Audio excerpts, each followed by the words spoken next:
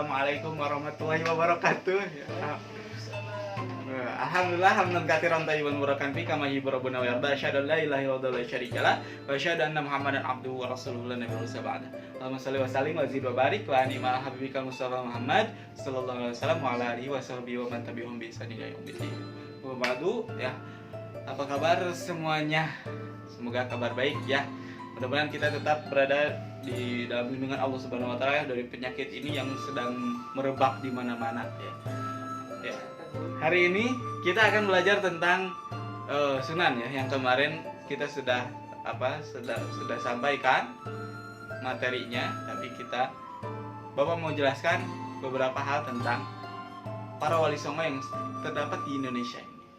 Nah, setidaknya ada 9 para wali yang ikut menyebarkan, yang berperan penting di dalam penyebaran Islam di Indonesia ini ya, yang sudah disampaikan. Di antaranya salah satunya adalah Sunan Gresik. Yang pertama kita akan belajar tentang Sunan Gresik ini, dimana mulai dari silsilahnya, tantangannya, kemudian karyanya apa aja, kemudian dan seterusnya, wafat di mana dan seterusnya.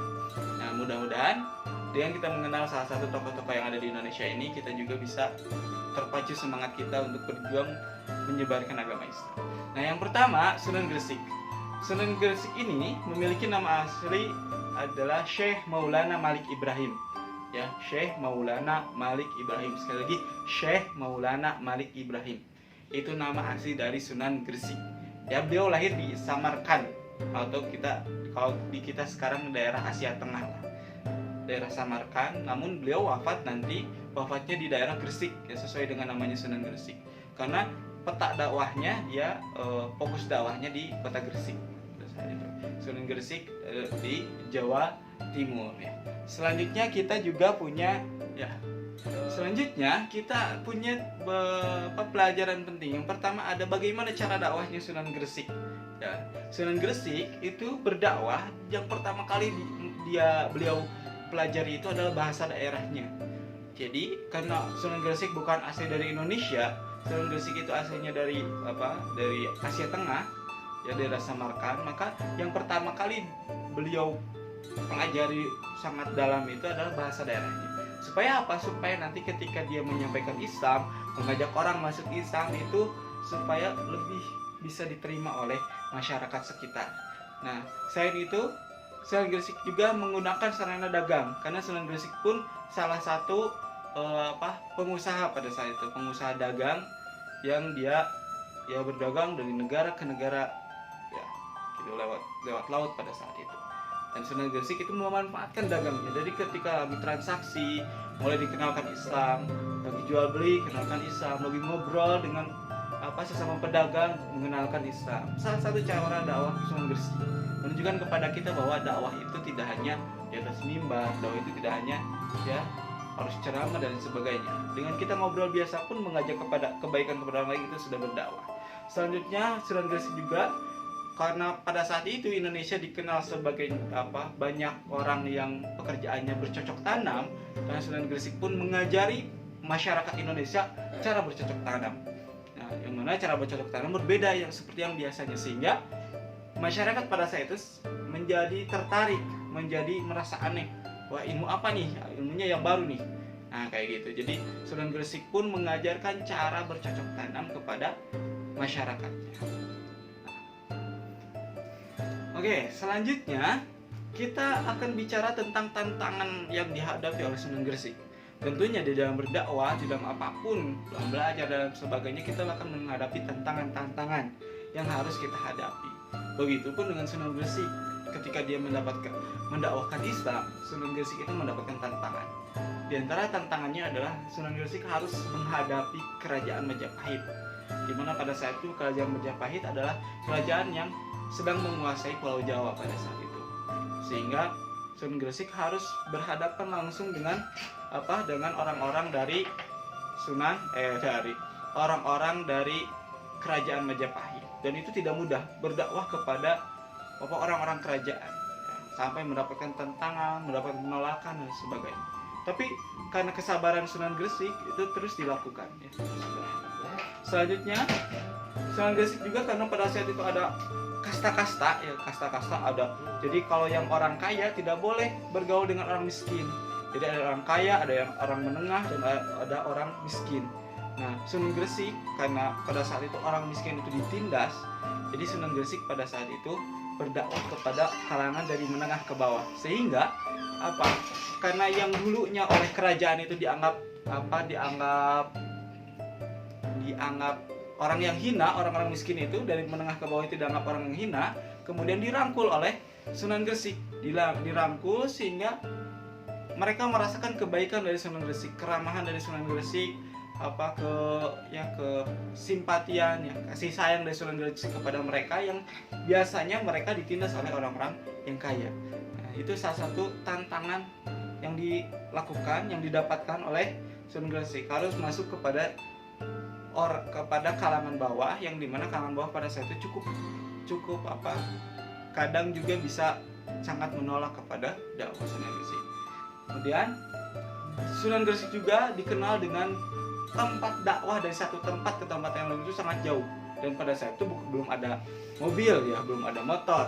Pada saat itu kalau gak jalan kaki ya pakai kendaraan hewan, kendaraannya pakai hewan, pakai kuda, pakai apa dan lain sebagainya. Nah, pada saat itu Sunan Gresik itu dikenal jarak dakwahnya jauh, bahkan untuk mendakwahkan 1-2 orang Sunan Gresik itu harus berdakwah puluhan kilometer ya, harus berjalan dulu puluhan kilometer baru sampai ke tempat dakwahnya. Nah itu, tapi salah satu manfaatnya kita juga bisa merasakan bahwa ternyata perjuangan orang-orang yang dahulu itu sangat besar. Yang kita hari ini cuma dituntut untuk belajar dengan serius, belajar dengan sungguh-sungguh, tidak bermalas-malasan, sebagai bentuk terima kasih kita kepada para pahlawan, khususnya pahlawan-pahlawan yang telah menyebarkan Islam di Indonesia ini. Selanjutnya, yang terakhir kita mempelajari teladannya. Ya, kemudian dari tadi juga banyak teladan dari Sunan Gresik. Nah, di antara teladannya adalah Sunan Gresik itu membantu masyarakat berobat. Yang biasanya dulu masyarakat dulu itu kalau yang udah sakit, apalagi karena miskin, ya udah dia didiemin aja, pakai obat-obat herbal seadanya ya, dengan ilmu pun yang masih terbatas pada saat itu, ilmu pengobatan masih terbatas. Tapi Sunan Gresik sedang mendakwahkan Islam, Sunan Gresik dengan sabar juga mengajarkan orang-orang tersebut untuk berobat ya, mengajarkan pengobatan. Nih herbal ini loh buat obat panas, herbal ini buat sakit gigi, herbal ini ya, makanan ini buat meningkatkan kekuatan tubuh kita. Nah, dan banyak lagi ya. Kemudian yang kedua, Sunan Gresik terkenal dengan keramahannya. Terbukti tadi ya, dia berdakwah kepada kerajaan. Dia sedikitnya ada beberapa orang yang bisa masuk Islam. Sunan Gresik juga berdakwah kepada kalangan kecil, dan itu banyak sekali yang akhirnya masuk Islam pada saat itu.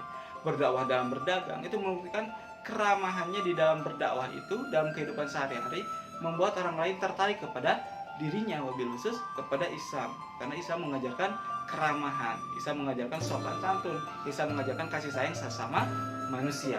Selanjutnya juga Sunan Gresik terkenal sering membantu kepada fakir miskin, sering bersedekah kepada fakir miskin, mengumpulkan harta dari orang-orang yang berada kemudian dibagikan kepada fakir miskin. Itulah Sunan Gresik. Yang terakhir, Sunan Gresik pun teladan yang kita dapatkan, beliau membela rakyat jelata yang ditindas tadi oleh Majapahit ya, oleh kerajaan Majapahit. Sunan Gresik membela dengan sangat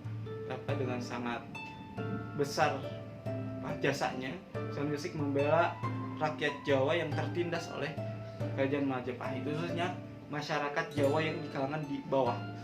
Makanya Sunan Gresik dengan keramahannya, dengan cara kepintaran, dengan cara berdakwahnya, dia selalu membela rakyat yang kecil. Nah, itu menunjukkan kepada kita bahwa ketika kita bergaul, berteman, kemudian berapalagi ya dan seterusnya lah, bergaul, berteman, berngobrol dan bermain itu, jangan sampai kita memilih-milih, ada yang ini mah orang kaya, kita bermainnya sama orang kaya ngumpul gitu. Atau yang ini orang miskin, kita mainnya sama orang miskin. mampu, tapi kita harus bisa ke sana, ke orang, bermain dengan orang yang berada, kita bisa main dengan mereka, bermain dengan orang-orang, belajar bareng dengan orang-orang yang kurang mampu, kita juga bisa belajar dengan mereka. Kita bermaksud mensyukuri apa yang kita punya dengan yang ada saat ini, baik dalam keadaan kita mempunyai kelebihan dalam harta maupun kekurangan dalam harta.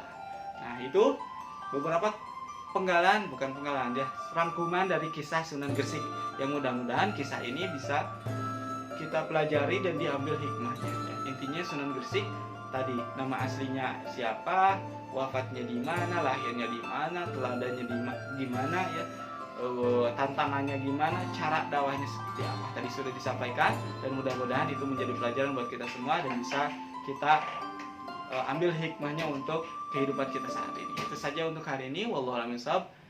Wassalamualaikum warahmatullahi wabarakatuh.